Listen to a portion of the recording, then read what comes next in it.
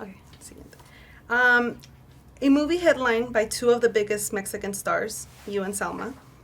Tell us what it means for Latinos in Hollywood and Latinos in general for you guys to be in this movie. I think it's very important, especially right now in this turbulent times, to have an American and a Hollywood movie with an American cast, an amazing American cast, and it happens that the stars are two Latinos, and that's big. That's great for us. I feel really blessed because I feel that I can give voice to my people. So go to the theaters and fill the theaters because you need to support this movie. What is one of the things you learn about being a Latin lover by playing this role? Again, what? What was one of the things you learned about playing this role? I learned I learned to be more confident, to wear a Speedo, no matter if it's a small yellow Speedo. When you wear a Speedo with confidence, you can be a Latin lover and you can get a hot chick. How was having some of Hollywood's biggest icons, Raquel Welch, Lowe, joining your cast? I feel really, really lucky to have them on the movie because, as you just said, they are icons. I mean, Raquel Welch was the sex symbol of Hollywood in the 60s, 70s. She's still hot. She's still beautiful. She's amazingly beautiful. And Lowe, it was our dream to have him at the beginning. When we were writing the script, we said it would be amazing to have someone like Lowe. And then we got the real Lowe. So, and he's so funny. I never expected he was that funny. So I feel lucky and blessed to have them in an amazing cast in this movie. You play a strong, hardworking woman in this film.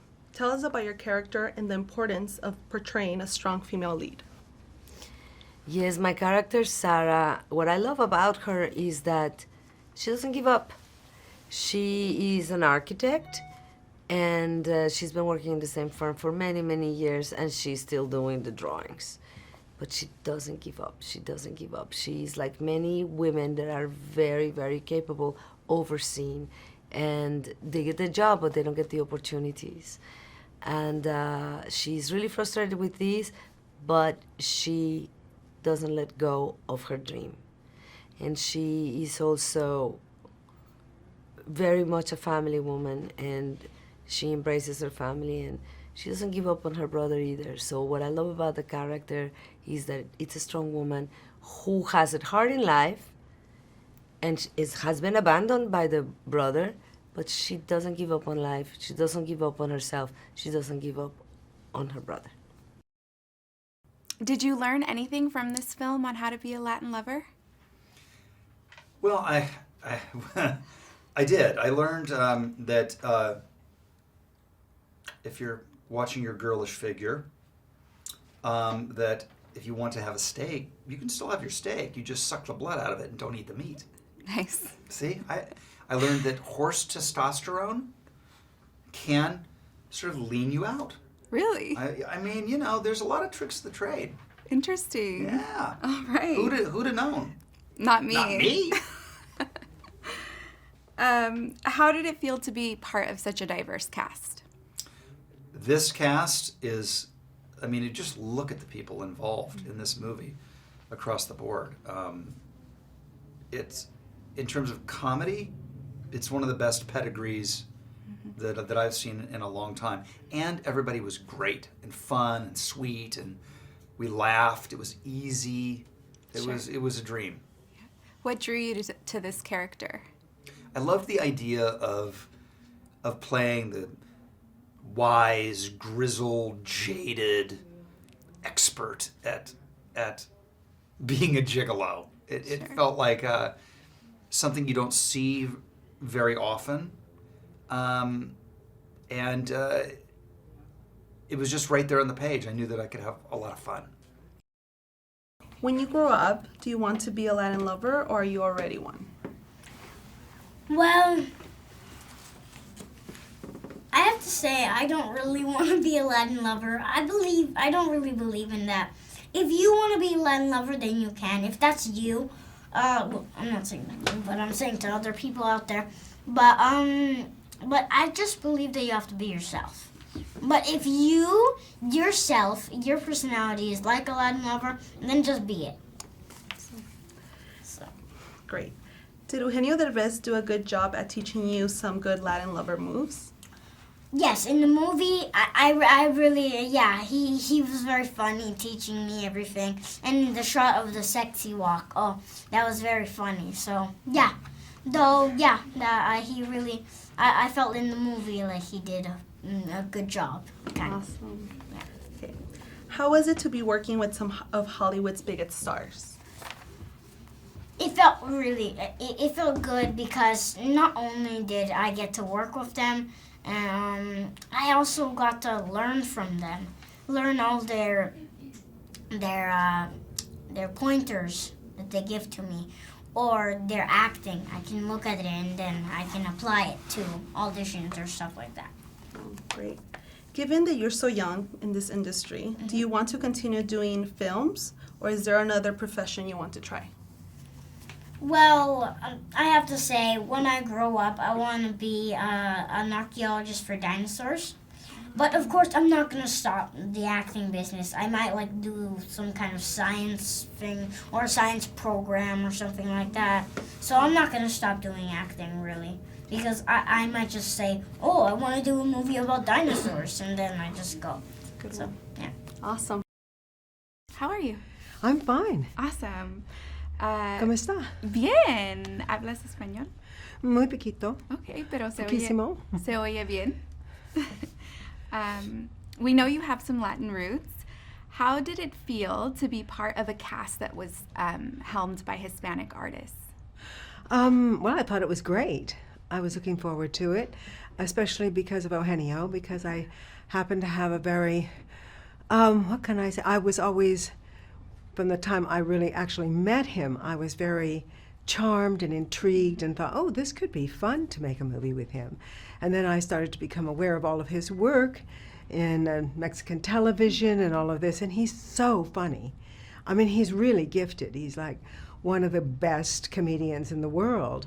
I mean, right up there with, you know, all the silent film stars from the earlier cinema days. Yeah, I have to say that it's so cool to hear you say that. Like, I grew up watching him, so I know that, but it's so cool to hear you say that. Oh, I think he's extraordinary. Yeah. I mean, I really do. I've never seen the kind of vocabulary of physical ways of making something funny or interpreting something just with your face and your body and your attitude and your timing. I mean, he's very, very gifted. It's no mystery why he's so successful. Yes. And he's charming and wonderful too. Yeah, he Very, really is. very humble in a way, and you know, just a regular person enjoying his life, but also quite seriously pursuing all of these things in a very genuine way. Sure. Yeah. Well, speaking of charming, in real life, would you fall for the charming Latin lover type? Well, you know, in general, I don't know. So far, I haven't. Eugenio is the only one. the best one of the lot.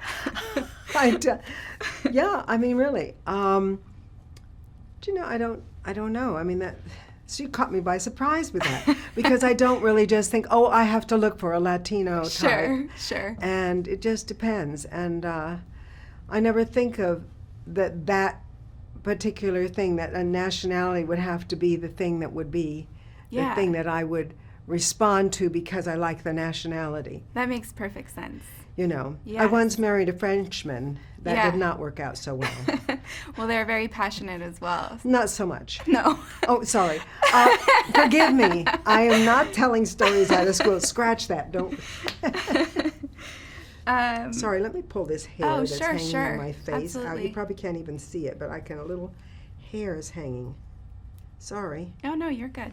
There. And then, oh, here's another one. All right. Thanks. Yeah. What drew you to this character? Well, it was really crazy and kind of madcap. And I thought, oh, well, that's interesting because people really would not expect me to be in these situations.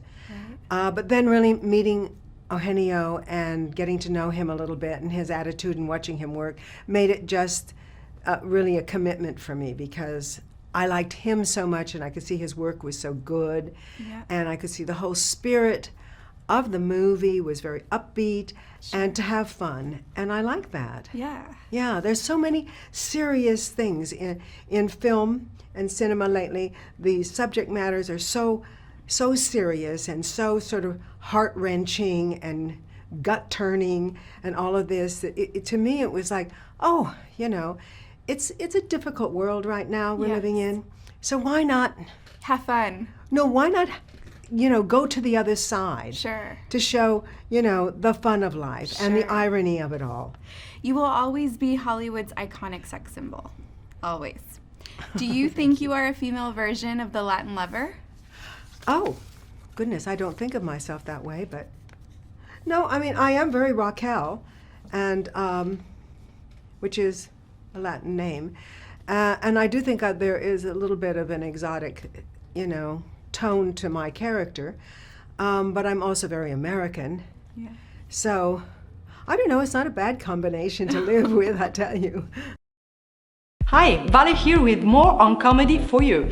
Now, when you think of comedy, you don't necessarily link comedy movies to the Oscars. In fact, very rarely have comedy films won the Best Picture Oscar. The following have been the only comedies that have won Best Picture. It Happened One Night from 1934. You Can Take It With You from 1938. The musical comedy Going My Way from 1944. Tom Jones from 1963. The Sting from 1973. And Annie Hall from 1977. There are other borderline or hybrid comedies that have won the award, including The Apartment from 1960, Terms of Endearment from 1983, Driving Miss Daisy from 1989, Forrest Gump from 1994, Shakespeare in Love from 1998, and two dark comedies, American Beauty from 1999 and Birdman from 2014.